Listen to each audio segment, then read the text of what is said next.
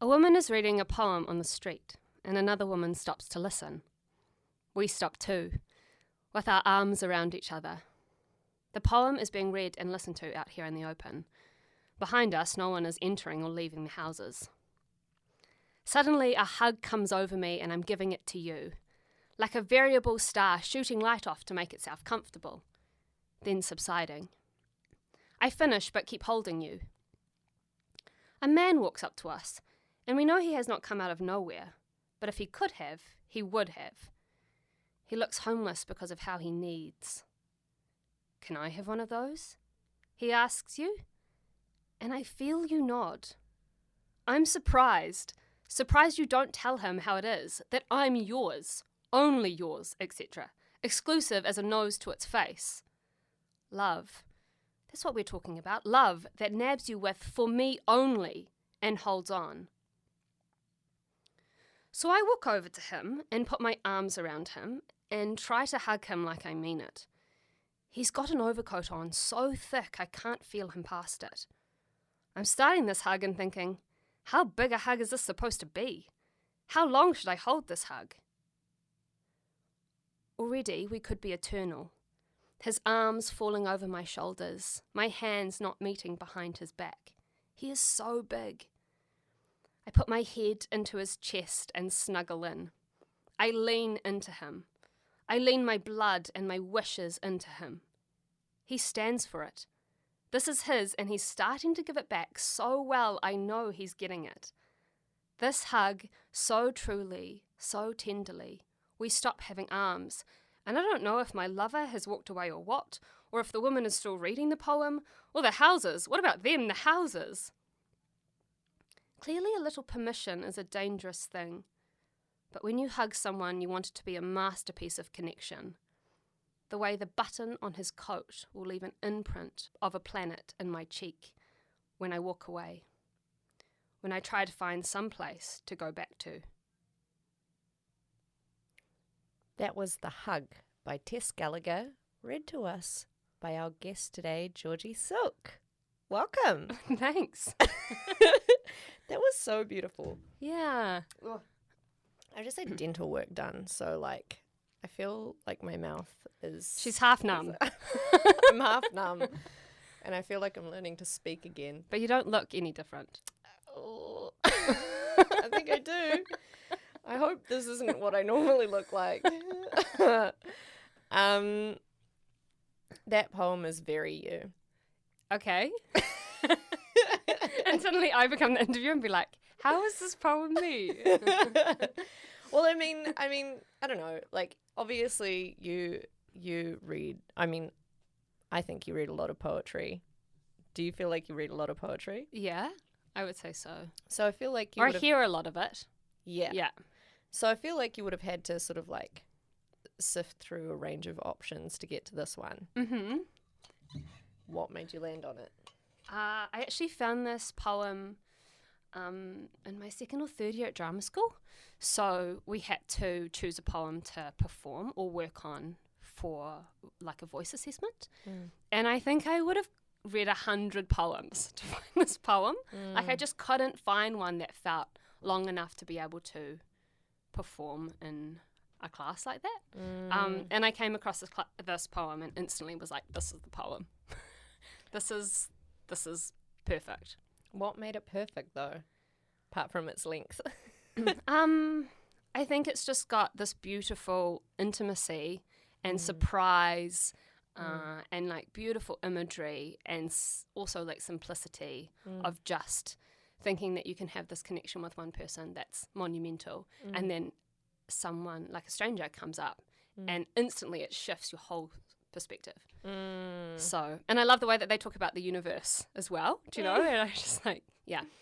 It's this sort of like zooming in and zooming out, right? Like zooming into this like one very specific connection and then like zooming quite rapidly out to like everything as well. Yeah. And time stops in that moment for the person who they're talking about. Or, you know, like for the the person in the poem, right? Yeah. Time stops when they hug this person and they kind of just settle into it. And then Mm. afterwards they're like, whoa, where am I? What happened? Yeah. And I guess those are the moments in life that I get excited about, how quickly life can turn on us by like one very small event. Yeah. Have you ever had a moment like that where you're like, time has stopped, or time has slowed down? Yeah, I suspect there's like specific moments that I've been like, oh yeah, this is a moment. Yeah. You know? Yeah. I guess it's like when you get like possibly when I was like accepted into a certain course, if I was studying. I remember the first time I went to London and like arrived like on one of the busy London streets. I was like, oh, this is a moment. Do you know? Yeah. So there's definitely been, I can't remember of other ones at the moment. When did you go to London? I first went in 2010. So I was like 16, 17, which is quite a life-changing time for a young person. Yeah, and I love the theatre. So I think the theatre. So I think just seeing so many, I think in Auckland we had, probably at the time we had 4 theatres, right? And then in London they're just so prominent. Is that right? Yeah, they're so prominent. And obviously in like the main kind of western area. I was like, whoa, there's like 10 theatres just on the street. This is amazing. Did you ever feel like that would be something that you'd want to do, like move to London? And yeah, for ages I did. Yeah, for sure. But then I love New Zealand too. So yeah, very different. Obviously, far different energy here than. Yeah. But you trained in theatre, right? Yes. So I did my undergrad in theatre. I went to drama school. I'm one of those people. Shout out Unitec. Shout out Unitec. It was a beautiful place. I met beautiful people there. Yeah. There's quite a like community around the Unitec drama crew. Yeah, because when I was in first year, we had our second years and our third years and became very close to them. And then every year it shifted. And so I have friends who are third year and I also have friends who are first year. Right. Yeah. So I have two very like my 2 closest friends possibly. I've got lovely friends in my year. Shout out to them. But I've got one of my closest friends was 2 years above me. Yeah. One of my other closest friends was 2 years below me. Right. So it was like essentially like 5 cohorts of people. That all just became this like whānau. Yeah. That's cool. Yeah, that's lovely. Really cool. Why did you stop doing theatre as your main thing though? I think for me, I've never stopped doing theatre. I think I'll always do theatre. Yeah. That space, live performance, will always be my first love, I think. Yeah. What do you like about it? I like being a performer. I also love being an audience member. I love seeing people. I like seeing people do the work. I love coming in and it being quiet and you think, oh, what's going to happen? I like walking out and feeling like I've not learnt something, but I've been changed in some way. I've been asked to think about something. My mind's been expanded. Yeah. What is it about live theatre though that does that in a way that's different to, for example, like a movie or something like that? Because I'd say that like I definitely get different vibes as well, but I can't put my finger on. Yeah. I think it's the element of risk. So things can fuck up, do you know? Oh, yeah. And boy, do they. And they do fuck up. Yeah. I remember nearly being thrown off a stage at one point, and it was just so close. And I was like, I'm going to, if someone doesn't pull me, I was in a fight scene. Yeah, and the actor that I was with, number one. I love how we're meant to be talking about poetry. I feel totally like they're kissing cousins. Theatre and poetry are explorer sisters or kissing cousins. Yeah. 100%. But I mean, legitimately, like I feel like they're very connected, and that especially like performance poetry obviously for sure has that element of risk as well. Yes. And like immediacy. Well, I guess that's how I got into first writing poetry because I wrote for theatre. Like I wrote a bunch of poems and then I put them together for a theatre show. What was that? So basically when I first started doing that, so I made a theatre show that was all devised. So like my first kind of work was called The Epidemical Existence of a Personal Malfunction at the Age of 20-something, which... I love it. Sounds like a poem itself. Yeah. It was just basically about the quarter life crisis.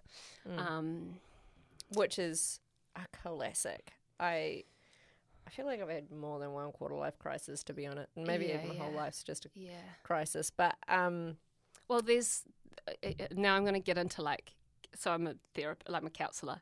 So I'm going to go into like loss and growth and land. But I think there's like research about how loss and like death and then rebirth is often on a continuum. So the research around loss is very connected to the research around growth, and they just fluctuate constantly. Yeah. And how is that connected to a quarter life crisis? I don't know. I don't know how we got there.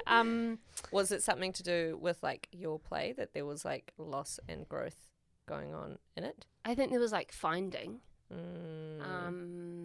Yeah, there was we had a little scene in it that was, we talked about the line is always moving, so that you would get to a place of accomplishment and then the line would shift and it would change, and we kind of explored that idea physically, which was very fun. But that was the first piece, and there was but it was very, it was hard. I was directing. I'm not a very good director. There was not enough boundaries in terms of like concrete stuff that we were making from, really.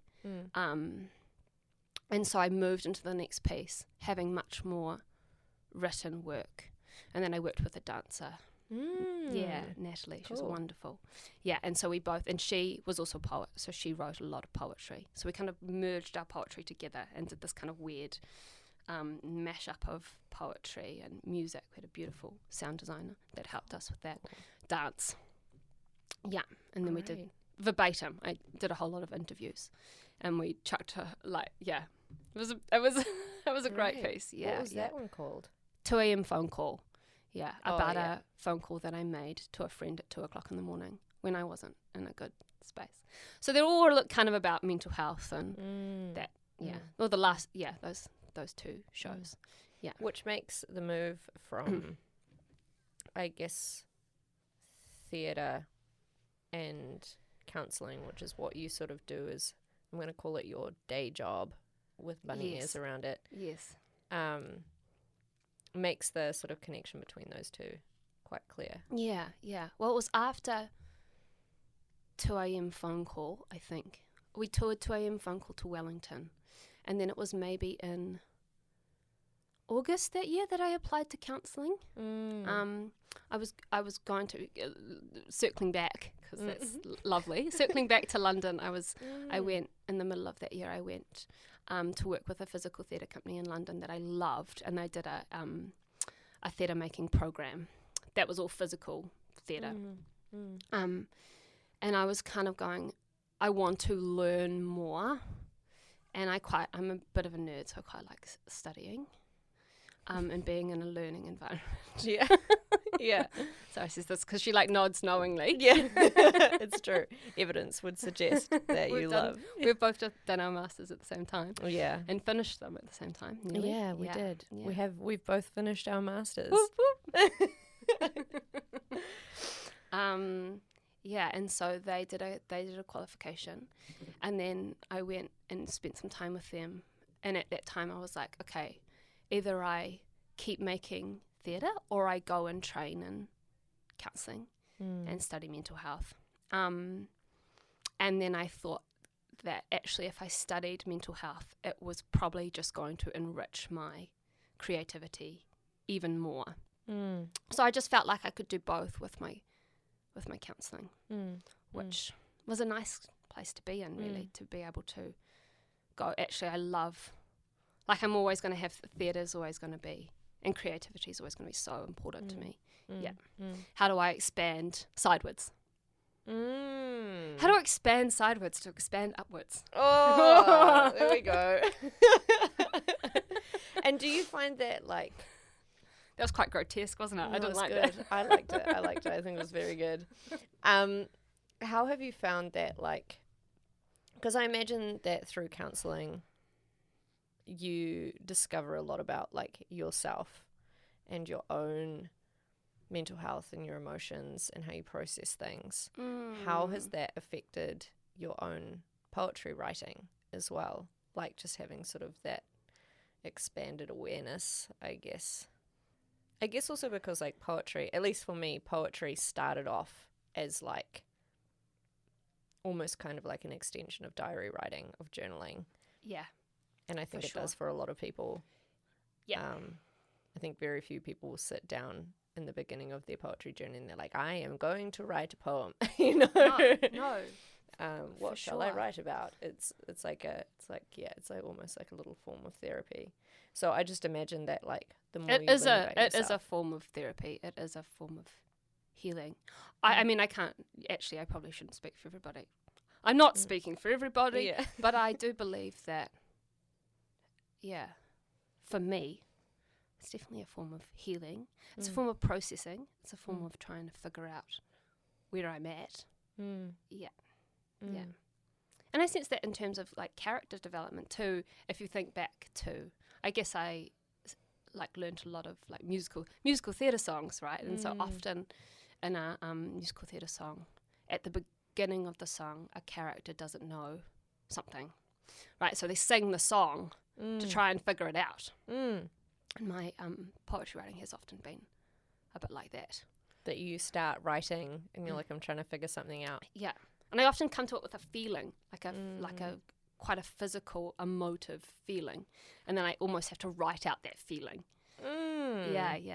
That's, like, also a very, like, immediate process as well, though, because it's like you have this feeling and you're like, I need to process this now and I need to get it out on the page. Sure. Which is quite different to some theory craft. Yeah. Line by line. Yeah. Or, like, write every day and then, like, you know, come back to it, tear it apart, put it back together kind of thing. Yes. How long do you reckon it takes you to write the average poem? Oh, probably like 10 minutes. Yeah. But I can go weeks without writing one. Yeah. It's almost like I need the accumulation of the life experience, the feeling, the process to get to the place where I'm like, the poem is here. Yeah. Probably like my favourite story, which I talk about quite often, but there was a poet that I heard about on a TED Talk who loved working in the fields. Like, I think she worked on a farm. And she said that she used to be able to hear a poem coming through the hills, which is, oh my god, it's like, very Swiss. It's very Swiss. Like, honestly, it's so dramatic. As a Swiss person, it speaks to me on a cultural level. I'm like, yes. She's like, I had to hear this poem barreling down, and I actually wrote a poem about this idea. Because I'm weird like that. And then she would hear this poem like barreling down, right? And she would kind of have to go, I feel it. So she would have to run, gallivant to her house, where she had to get to a pen and paper to get her poem down before she, as she said, left for another poet. Oh, and she said sometimes, and then sometimes she would just miss it, like it would just like barrel through her, and she'd just miss it, but she kept the tail end of it. And she said the poem would come to her, but backwards. So she'd literally write the first line would be the last line. So that, great. Yeah, I'm not at that level, but but there's something about there's something there that struck me. I think if I allow myself space to like to allow that path to like allow myself the space to write, whatever is floating around up there will come, and I'll be able to put that down. But sometimes I just don't allow myself that space. It makes your poetry quite sort of raw, though, like raw in the sense that it's like there is a direct line between like your heart and what's on the page. Yeah. Perhaps, I'm not sure. I just I just write it. Yeah. And don't. It is what it is. Yeah. I try not to judge it too much and go, well, that's what the work that I do. And so I couldn't write the poems you write because you're a different person. Yeah. Yeah. But I also just feel like because of that close connection to you and like, I guess like the emotive, personal nature of it, there has to be like boundaries that you draw around it to protect yourself as well. And I think this is something that in the last episode I spoke with Dan about around like no poem is worth your safety kind of thing. And in a slam context, like knowing when you can share something and make yourself vulnerable like that and when you can't. So like how do you protect yourself when your poetry is so beautiful. I choose who I share it with. I'll come back to that, I think. So obviously I'll talk a little bit. So I did my master's thesis on secondary school students who made a creative work about their mental health and showed that in secondary school. And I heard from a lot of young people about the process of writing or creating work that was so entirely impacted and made because of significant mental distress. And what we know is when you put it in that medium, it creates the boundary for you. So I'm able to talk about the shit show that was through metaphor, and so people can feel the thing, but they're feeling it through metaphor, which then detaches itself from me, really. And I often it's like go a mediation. Totally. Yeah. Yeah, because if I was coming, and you know, I have seen, I guess that's also craft too. I think sometimes when you're fresh, like I went to Edinburgh for the Fringe Festival and I saw a lot of work about mental health because that's just the stuff I'm into. So I, five shows a day because that's what it's like in Edinburgh. It's just massive. Yeah. And so 5 shows a day, and most of the stuff I saw was about mental health. And there's a lot, I don't know, I guess this is an entirely different, interesting conversation, but some of the shows were very heavy. Do you know, I guess, I don't know. I don't know where that's going. Well, I guess like you felt like their emotions were like right there. Like right there. Yeah. And sometimes I think when you're new to work, you think you have to show a lot. You know, I think you have to go like, I was sexually assaulted, or I was, this is the thing.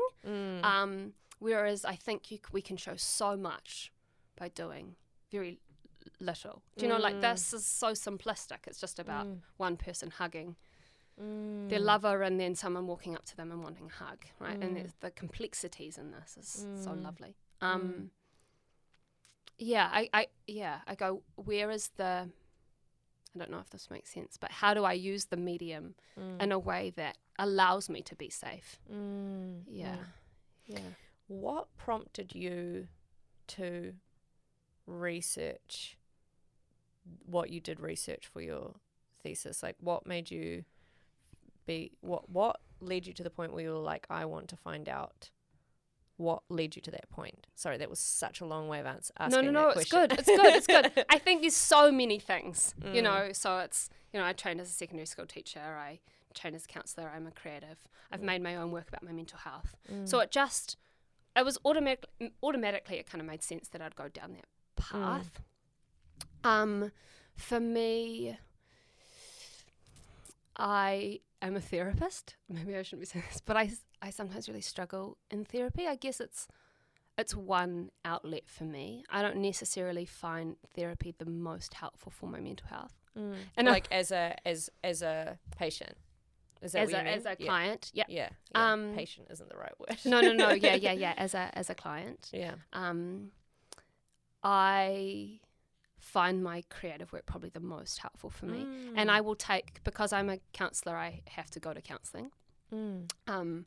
And I have seen the same counsellor who counsels counsellors.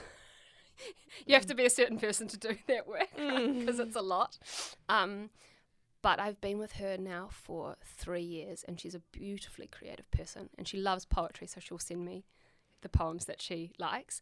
But often now I will sit down. So every time I've got a new poem, I'll read it to her, and we'll discuss it. And she's just, because I've been with her for so long, she just knows me backwards now, and so she knows that that's how we work. Yeah. That's interesting that you say that, because last week I was telling my therapist about something that had gone down and some feelings that I had around it, and I was like, I'm just going to read you a poem I wrote about it. And I'm like, is that okay? Like, is that fine? And she was like, yeah, okay. And she was like really good about it. But I think she'd maybe like never had someone do that before. And I was like, this is great. And she was like, oh yeah, like I really see what you were doing there. I'm like, yes, great. Yes. Affirmation as well. And I do that with my students, you know, the students that come into counselling.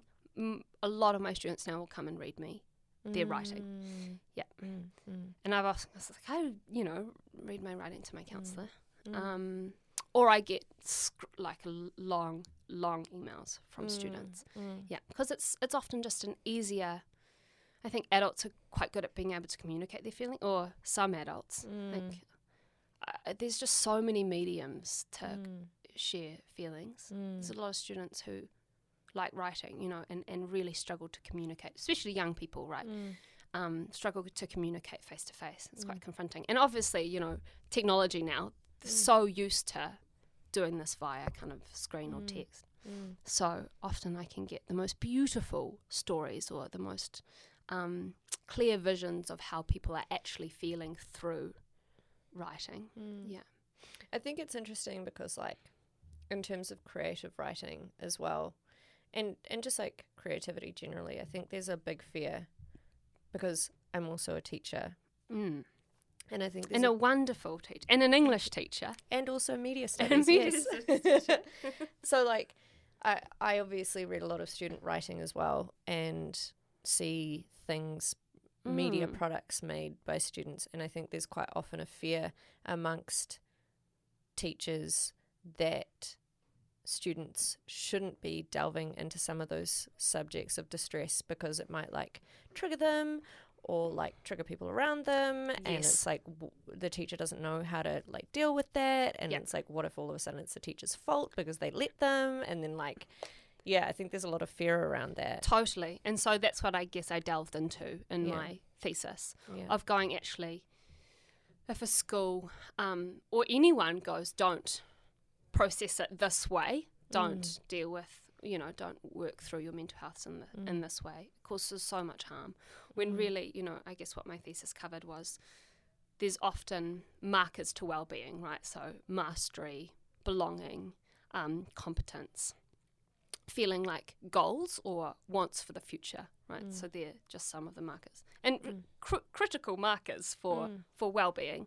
And so I guess what my results came back is, the students made this work. They felt so isolated prior. You know, they were so low. They couldn't talk to anybody about their mental health. They were hiding in the bathrooms. They didn't, you know, they felt so worthless. They made this piece. They felt a sense of mastery, that they'd made something that they were really proud of. They shared it in their community, and people then started coming up to them and saying, I felt like that too. So they got connection. And then they went, actually, I'm helping people doing this. I want to keep doing this. So I think 5 or 6 of my 7 participants said, I want to go to university and, you know, do the creative thing, or go into, someone said they wanted to go to and be a doctor because they wanted to go into psychiatry, or they just want to help people. So the harm, you know, to limit someone, or to limit a young person of having that experience that is going to, you know, far better than what I could do as a counsellor. I can't give them belonging. I can't give them really a sense of mastery. I can hear them. I can validate their feelings, but I can't give them those other really core key components of well-being. Whereas if they wrote a piece and showed it to their class, or you know, were able to exhibit that in school, hugely beneficial. What do you think, like especially teachers, but I guess like also parents and stuff like that need in order to feel like they can let young people do that? Like what's stopping it at the moment, do you reckon? Just fear? I think we need to like props to teachers, because I think teachers are like far better.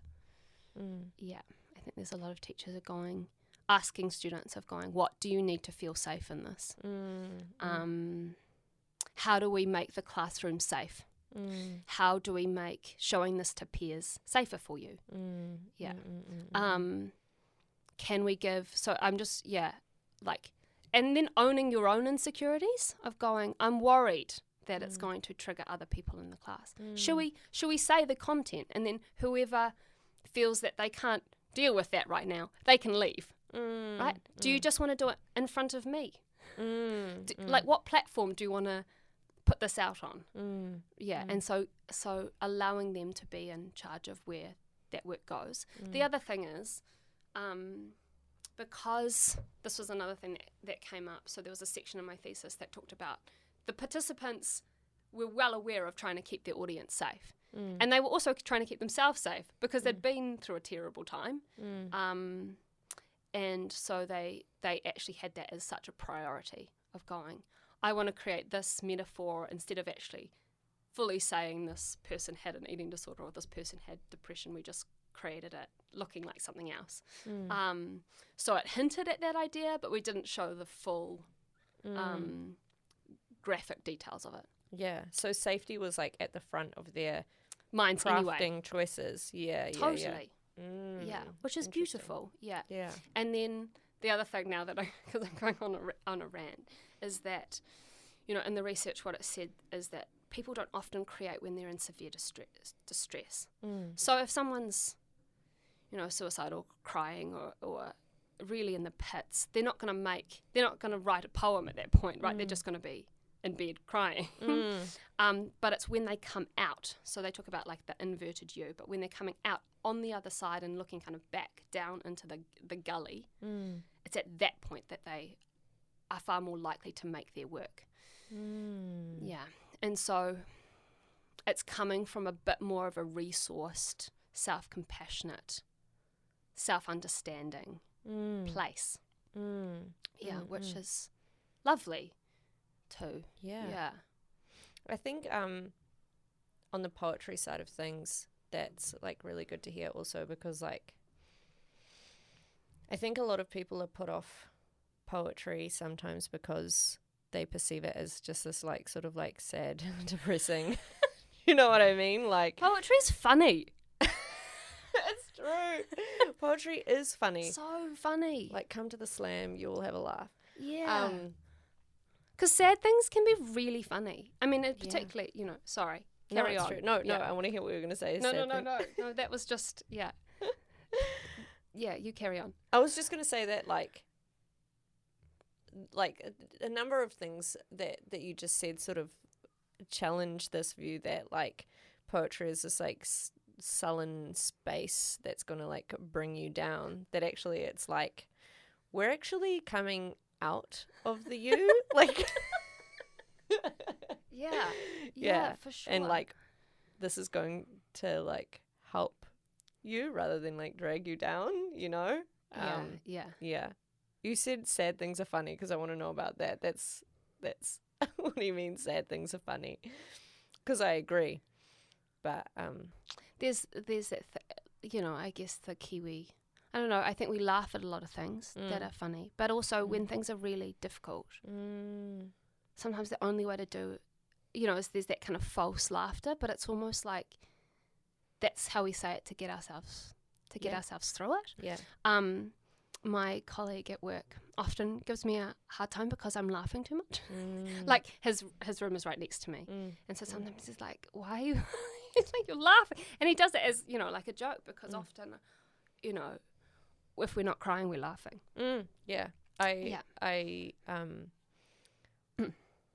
That same meeting with my therapist as when I read her the poem, I came out afterwards. I was like, that was a really good session, but like, I didn't cry at all this time. I just laughed a lot. And then I'm like, am I just like testing out my comedy bits with her? Like,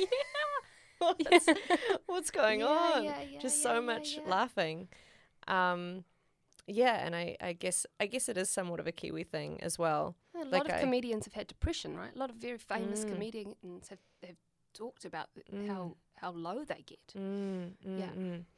And also, just like our poets are really funny. I always compare it to like, shout out button poetry, but like I compare it to button poetry and like, you know, American style slam, which is sometimes very just like straight up intense, sad emotions. And I'm like, I get this. There's like value in this, but like if you hear about the same topics in New Zealand poetry, it's often kind of like serious, and then turn it into a joke and bring it back down to the serious point, you know, kind of thing. And like takes you on a sort of like a funny little journey, which I appreciate. I mean, I definitely do that in my poetry.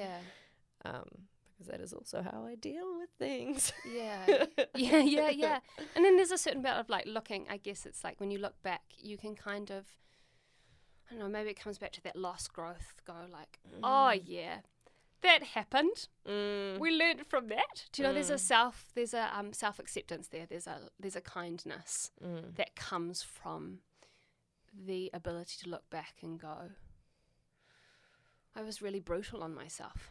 And I was just learning. I was really just learning. And like, that's okay. I can learn. And actually at the time I had no other way of knowing. You know, I was in the fog. I was in the storm. And I couldn't do anything else. And often I have students that come in and they just, you know, it's like, this happened. And why did I do this? And the self-critique really piles on top of the hurt or the action that they did anyway. And I know it because I go into counselling and I, you know, my own counselling and go, then this happened and why did I do this? You know, and I often find, sometimes I don't think of a very nice counsellor because I'm like, I look at my student and I'm like, wow, cool, you're really beating yourself up about that, aren't you? Do you know? And there's a certain go of kind of like, do you need to? You know, like when is it okay to? It was really hard, and how do we be kind to ourselves? What were you going to say? I was going to say, like, I really appreciate it when people call me out on my sort of self-criticism and beating myself up because, like, I don't even notice it when I do it. Like, I'll beat myself up and it's like just so much part of my vocabulary and how I sort of talk about myself, and often in a joking way as well. Yes. That like I don't even really notice it, and so like I really value it when therapists, but also just like friends and stuff are like, you're like being really hard on yourself. Like, what's going on here then? And I'm like, oh yeah. Yeah. It's also a sign of motivation, isn't it? It's a sign of we have to critique ourselves if we want to get better. That's true. But sometimes it's also like beating yourself up for things that you can't control, you know? Yes. and then it gets kind of toxic. But I think it's also linked to like being a quite competitive person as well. I say as I think about the slam. Yeah. Which I don't know, again, is like really motivating, but I feel like it can sometimes get in the way of me and my writing as well, because I'm like, I want to be the very best. Whoop, whoop. Yes. I don't know. How do you, because you said you only share your poetry with like specific people. How do you feel about sharing your poetry in like, I don't know, especially like slam context, but in general, and like, I don't know, making yourself vulnerable on stage with like performance poetry rather than having it in like a show, like just like standing up in front of people and being like, this is my poem? I guess I choose what poem I'm going to perform. So often I go, is this poem ready for me to share it. Yeah. How does it feel for a poem to be ready? I have to get like a little bit nervous and a little bit excited about sharing it. Right, yeah. Yeah. So it's the oh yeah, I think now's the time for this one to come out. It's rolling down the hills. It's rolling down the hills. Yeah, I often share ones. Interestingly, I often share ones that are like 1 or 2 months fresh. So I often don't go back and share the ones that I like wrote 2 years ago. I was like, oh yeah, that poem happened, but it was a 2 year ago rolling down the hill. Do you know? Yeah. Yeah, I guess that's why I don't share on Instagram. I think it's more kind of placed. I'd like to make a book. We haven't got to that stage yet. But even then, they'd be very specific and like chosen in terms of like thematically or whatever I decide to, how I decide to lay that kind of out. So because people can't read your poetry on Instagram, well, they'd have to come and see you perform. But also like... They'd have to come and just meet me. And exactly. Send her a DM on Instagram. Sometimes I just send voice notes to my mates and like voice note my poems. Yes. Yeah, I have received a voice such note. voice notes. Yeah. Yeah, for the people who haven't heard your poetry and don't have easy access to it, what kinds of themes do come up in your poems? What kind of poems do you reckon you write? Gentle ones? No. Yeah. Gentle? I feel like that. Recently they've been gentle, I think probably since I've been in therapy. Yeah. On both sides. Yeah. They're a lot more self-compassionate. There's a lot about letting things go. And we're just letting that go.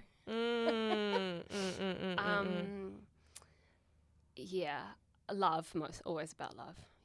Yeah. I think I seek kind of love, romantic, indulgent kind of experiences so I can write about it. You know, sometimes once my friend, so I wrote 2 a.m. phone call about, so the girl who I called at 2 a.m., who the show was basically about, I included a voice note from her.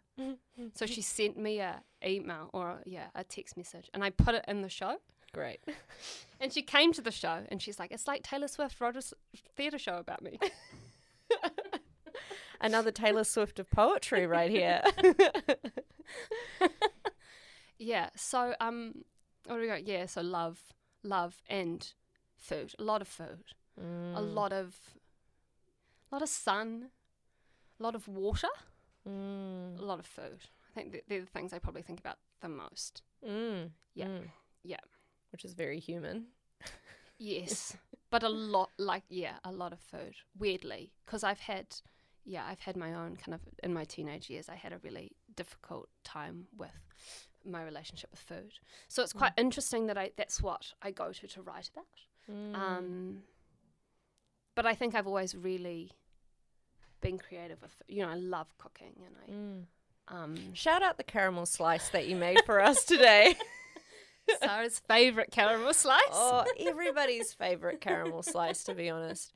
I probably would have made it at least like 40 times, that caramel slice now. Did you ever give the recipe to, I'm just going to shout her out on this, Karishma? Like yes. KP? Yeah, because she tried to make it a few weeks ago. And I was like, yeah, this is good, but it's no Georgie caramel slice. Well, no, everybody loved it. But like in my head, I was like, really? It's not was the it OG. different from this? Yeah. Too much base. Too hard, too like sticky hard. Your one's like this like creamy. Do you know what I mean?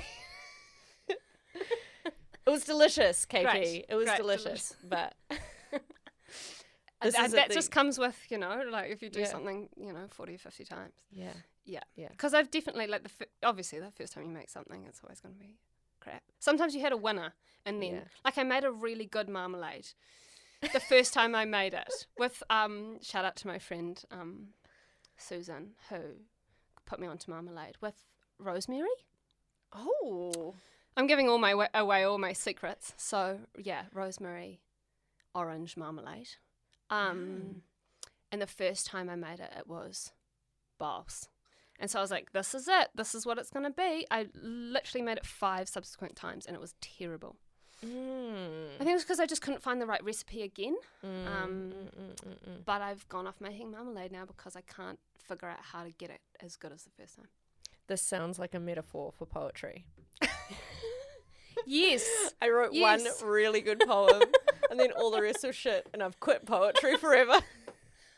But we also know, like, that's a process for so many people. Yeah, beginner's luck. Yeah. Beginner's luck. Yeah. But yeah, food comes up a lot for you in your poetry. Yes. Yeah. But I mean, like, you say that, like, you had a challenging relationship with food as a teenager. But from what I've heard, all the ways that food comes up in your poetry is, like, connected to love, connected to beauty. Yeah. To taste, to sensation, to colour, to texture. I think it's because people, it's an easy, well, not so an easy metaphor to go to, but people understand it. People go, oh yes, yeah, I know what peeling an orange feels like.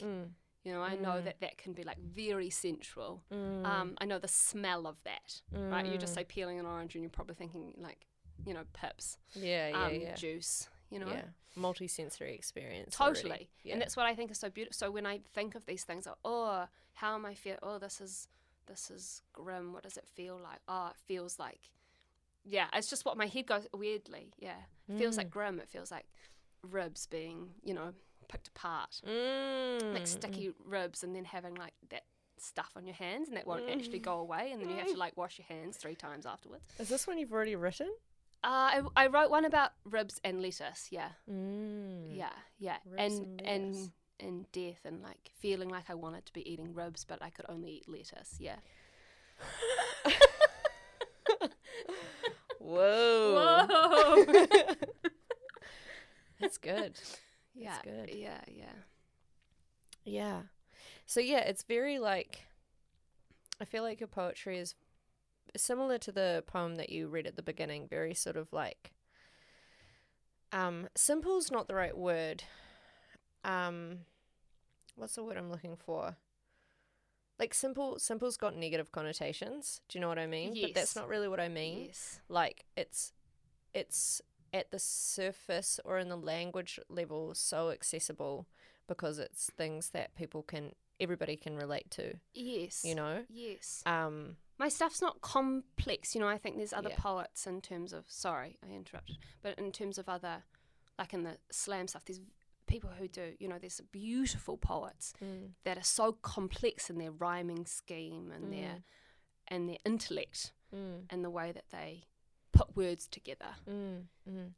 But you definitely have to, I mean, shout out to those poets because I really appreciate them, but I feel like you definitely have to be, like, on board and strapped in for some of those poems, and you have to be, like, really attentive, and, like, if you miss some part of it or one part goes over your head, all of a sudden you're like, I actually can't remember where I am, and like, you're going to have to reel me back in for this, which means, I guess, like, it's not sometimes as broadly accessible, just because people are like, I actually don't fully understand what you're talking about. Yeah. Yes, for sure. Which, you know, for all texts is like that. There's people who write more complex, and that's really beautiful, but can be somewhat alienating for people. And I find your poetry is the opposite of that. It's just like nice little vignettes quite often that have imagery that most people would be able to relate to, and emotions that probably most people have felt before, which I guess links back to that idea of, like, poetry and creativity being a service to other people, where it's like, oh yeah, I know that, you know, and then being able to be, oh my God, linking back to self-compassion, being able to be compassionate with themselves, be like, oh, like, it's actually okay for me to feel that way. For sure. You know? Yeah. Yeah, that's what I get from your poetry. Thank you. and all of that. That's so lovely. I guess I had a thought when that was coming, when you were speaking in that regard. I am dyslexic, so I think possibly that has an impact. It's definitely had an impact of what I've read, because often I can't read things that are very... I mean, obviously I did a master's thesis, so that was very heavy literature. But as I've got older, my reading has got better. But if I'm trying to Google words every, sentence, I just can't do that. And so I guess that possibly is another layer on why I write the way I do, suspect. Yeah. Do you find, do you actively think about the way that your dyslexia... Man, I can't even say that word right now. Dyslexia. Affects your writing? Like, do you ever think about that, or do you just write the way you do? And it's like... I started writing really late because writing was really very hard. It is very hard. Do you know, probably if you went through all my writing, there would still be bits being like, why have you said, this instead of this? Right. Like the words would just be wrong because I've written, I don't know, police instead of policy. I don't know. Right. And it's like, it's so jarring, right? Right. But yeah. So it's just that, like, there's like a barrier to the actual act of writing. Yeah. Interesting. Did you know that Dominic Hoey, shout out Dominic Hoey, is also dyslexic? I did. Yeah, he talks about that too. Yeah.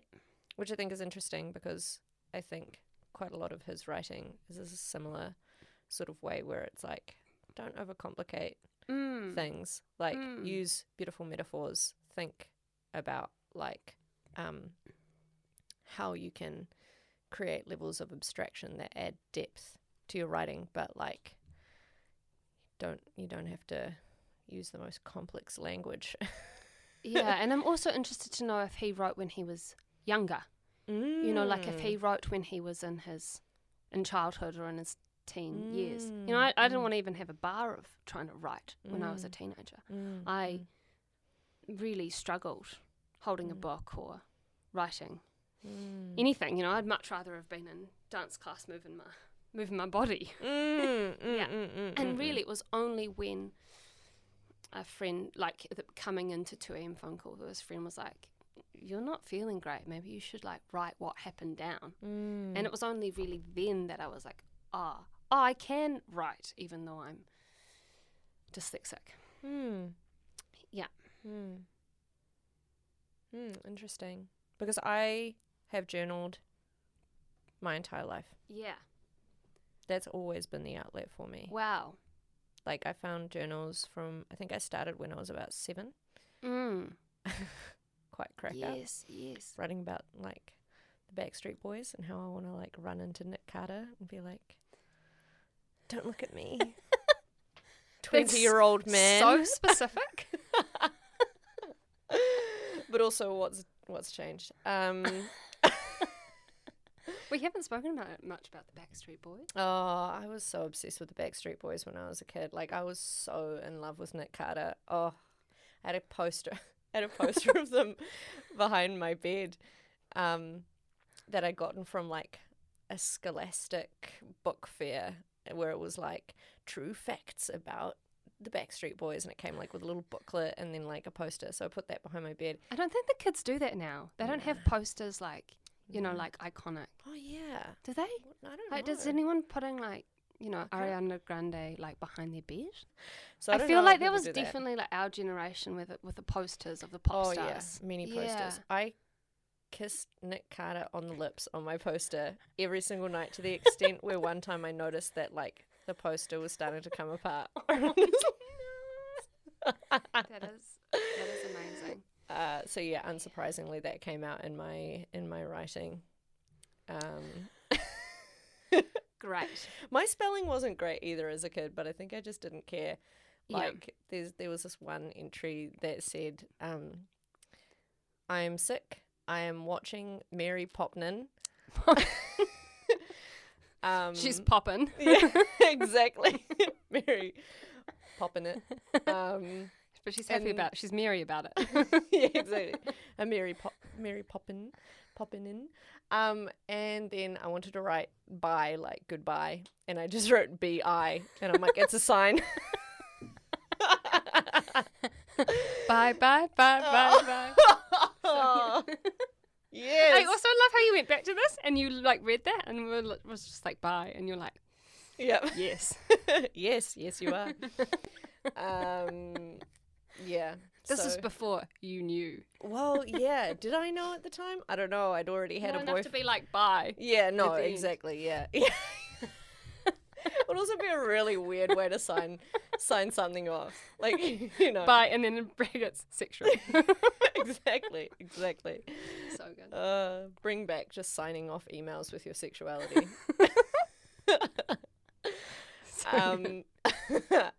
But yeah, that is to say that I've written my entire life. But I've not, like, I didn't really, I mean, I've always like scribbled little poems here and there, but it wasn't until like, it wasn't until I was like 29 or 30 that I was like, I'm writing poetry now. And that was definitely a therapeutic thing for me. Like I was going through a hell of a time in that year. And so I started writing poetry and I was like, this is mean.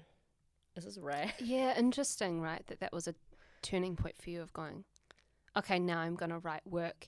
And it's probably going to be of a better quality and more willing to be kind of performance material.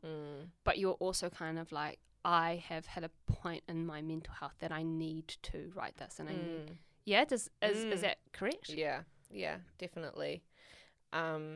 But also want to shout out Action Education because they're the people who run Word the Frontline, which is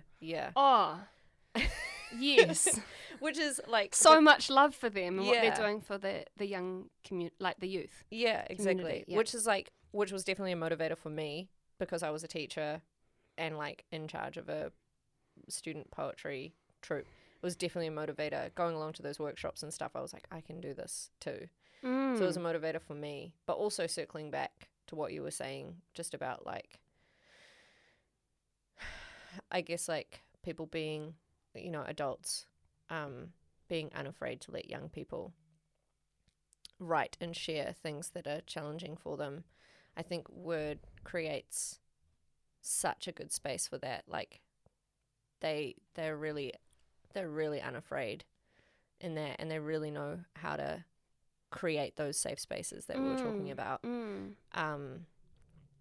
Yeah, and I feel like they're also really good at like being able to state their own insecurities about it, you know, and but also like trust the kids in terms of like being able to understand their own safety and the safety of and them who they them. are. Yeah. You know, I guess we also know about that age is that identity is a massive thing, right? And so I think at the moment social media goes, how are you similar to other people?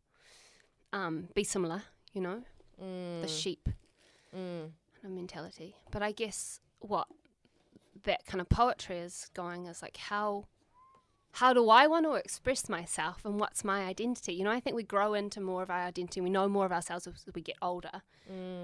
I've been telling everybody recently that I'm really looking forward to being in my like mid-30s, or I'm even looking forward to being 60 and just like I'm just going to be hotter. Like, come back. Don't know me now.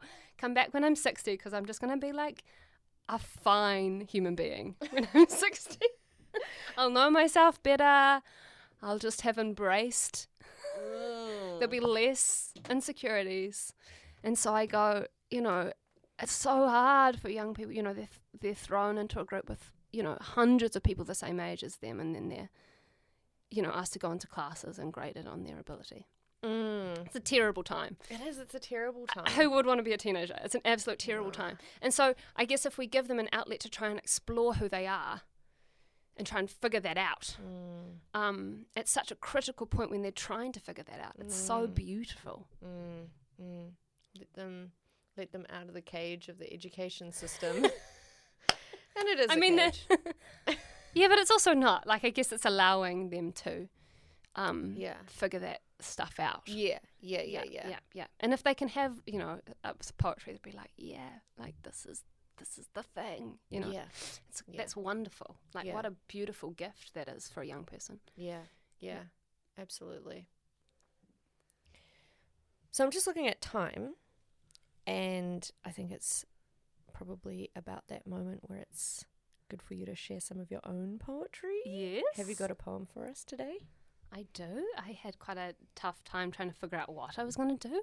And then probably like what I normally do, I'll just do the latest one. Fresh, immediate. And it's rolling down the hills. It's interesting that we say it's fresh because it is fresh. And I wrote it just as the weather was turning and it started to get warmer. So it's called Spring. It was more about like maybe a month ago because I don't know when this podcast is being released, but I kind of think October time. Is it getting a bit warmer? We had like an incredible Labour weekend, which is, if you're listening outside of New Zealand, is in the middle of October here. Yes. Yeah. So definitely about that time. Okay. It's a love poem. Classic. It's a classic, George. On the day I let go of you, it was warm. I switched my long sleeves for a t-shirt. On the day I let go of you, the sun shone and I kept my windows open until it got dark. On the day I let go of you, someone sent me a meme about the small joys in life with a picture of onions cooking. I cried instead because my book was so beautiful and so sad. I ate 2 Cameo creams and a banana together, enjoyed the flavours merge in my mouth. On the day I let go of you, I did my cardio in 11 minutes, laughed at a joke on the radio, and passed a cute dog being walked by its owner. On the day I let go of you, I hugged my friend who had been ghosted by our mutual friend. I told her that it wasn't her fault, that I loved her and I was angry too, that our friend was just incapable of repairing at this time. On the day I let go of you, we drank tropical juices and she squeezed my hand tightly before leaving. On the day I let go of you, I let my insecurities fall onto my mother, who sat and cried for me. We recognised the struggle would nudge me towards a larger perspective. On the day I let go of you, I felt less pain than when I had held on. I forgave you for coming back so many times, for your confusion, for your not knowing. And I finally believed that you were gone, and I no longer needed to talk or send whispers upon clouds. I read seen on my message and was pleased you had seen it, was thankful that I had been seen. It was done now, and I could go. Moving closer towards summer, or daisies and fresh grass.